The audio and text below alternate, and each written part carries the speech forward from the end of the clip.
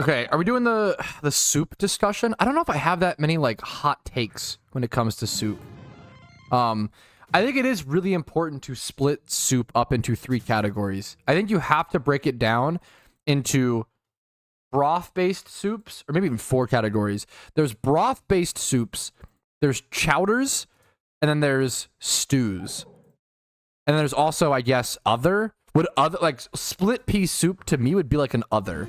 Like that's its own fucking thing. And I like it. Split pea soup is nostalgic for me. I feel like it's kind of gnarly. Like split pea soup is kind of gnarly and kind of crazy. It also, dude, nothing is a little more. When I would say gnarly, when you've had split pea soup sit in the fridge for like 2 weeks and you're still eating it, that's a tougher food to eat after 2 weeks in the fridge. I'm not gonna lie. That one gets rough. But I feel like chowders are super underrated. I'm a huge fan of ramen. Ramen, I think now we're getting too complicated. That's its own fucking thing. One of the best foods is chicken pot pie. I'm gonna get too distracted. Chicken pot pie is literally my favorite food in the whole world. Don't get me too distracted. Okay, soups, chowders, stews. I think beef stew is food from the gods. I think beef stew might actually be one of the most it might be the most skill-based soup.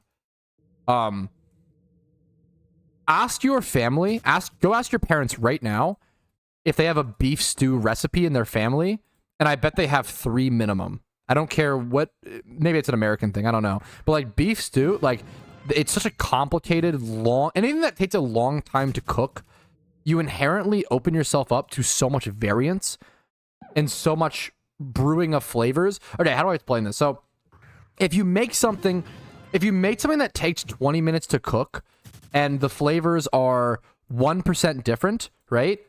Before you cook it, it may become like 3 to 5% different after you cook it, right? Because the flavors increase when you cook them, right? So, but if you're slow cooking something, right? Let's say you're slow cooking like a pork butt, right? And this time you put like 2% more garlic than you previously did, 2% more paprika, I don't know, 1% more pineapple, whatever. Let's say like overall the flavors from the start are going to be 5% different due to the things that you put into it, right? If you cook that pork butt for like 6 to 12 hours, well, now that percentage is it's exponential, right? The longer you cook a meal, the more exponential the flavor difference is. So if you mess up a pork butt or whatever, it's exponential. But it could also be exponentially great, right? Same with beef stew. Beef stew, that's like a long cook for like a good, like the most beef stew, I'm sure, like a pretty long cook. The longer something stews, the more exacerbated those flavors get, the more that percentage. So if you start with if something takes 20 minutes to cook and it's 1% different, it may be 5% by the end. But if something takes 6 hours to cook and it's 5% different from the start, it might be like 40 or 30% different flavor-wise by the end, unironically. I've had some wildly varying pork butts based on... Also, pork butt is a whole nother... Based on which way the pork is settled, based on fat side up or fat side bottom. I'm not like I'm not an educated butcher or anything like that, but one of the a quick pork butt tip or pulled pork tip before I move on, pork shoulder, whatever you call it, always cook it fat side up, because then the fat, as it cooks, it trickles down through the it's so good. Do that.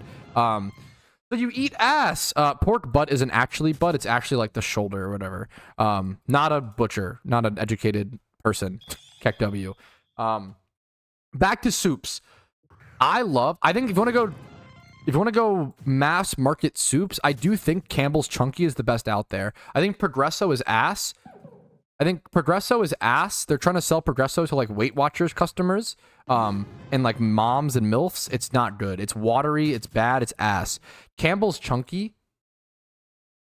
is where it's at. Most Campbell Chunky soups will be good. I don't know if I've had a bad... Most Campbell Chunky soup... I don't have much experience with cooking soups. I can't talk too much in terms of cooking and preparing soups. I don't have enough experience, but I've eaten a fair bit of soup. Not as much as other foods. I've eaten a fair bit of soup, and canned soup I have some takes on. The cheeseburger Campbell's Chunky, that's very good. The baked potato cheddar and bacon bit Campbell's Chunky is quite good. Can taste a little funky. The chili mac is good. The creamy chicken and dumplings Campbell's Chunky. Now that's your winner. I had it. Wait. There's a chicken tortilla. I need to find the right one though. Campbell's Chunky. This was the best canned soup I've ever had. It was like a queso.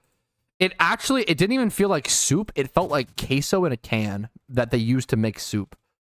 How do I find this? I don't know if it was the chicken tortilla soup. I don't think that's what it was.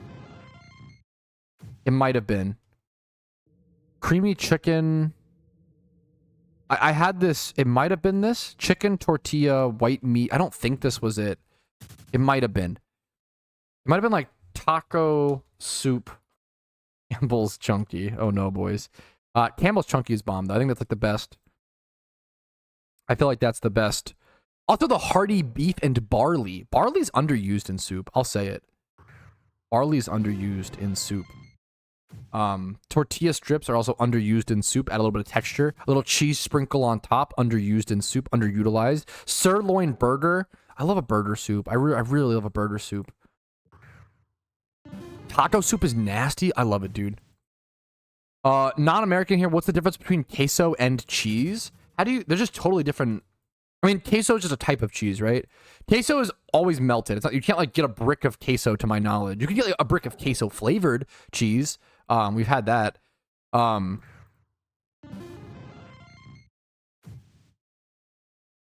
queso is generally going to be like a melted Spanish variant of cheese. I'm trying to think what else. What other soups? I don't have that many. I guess one psycho soup take I have is, you know how like most Campbell soup, aside from Chunky, you're supposed to add like 2 cups of water. It's like condensed, right? I never do that. I pour out that salty as all hell, tastes like it's from Davy Jones' locker, chicken noodle soup. I put it in a bowl. I put it in the microwave for 1.5 minutes, and it's amazing. I love it. It's amazing. So good. I think eating tomato soup without grilled cheese is unhinged. You need grilled cheese. With grilled cheese, it's great. Without grilled cheese, you're 80 years old. There's two options. Campbell's homestyle soups are fine. I'm usually not the person to hype up like the big brand, but Campbell's really does just do it. Campbell's does just make the best soups. Any other like soup companies? Soup companies near me. Let me see.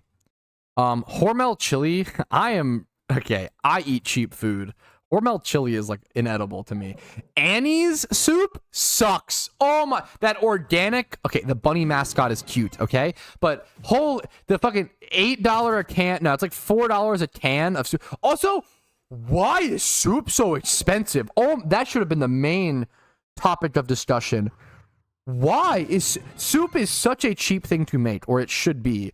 Why are we charging $2 or like it'll often be $3 per 1 can of Campbell's Chunky? I just don't buy it. I will only buy Campbell's Chunky on sale for $1.50 a can. $3 for really?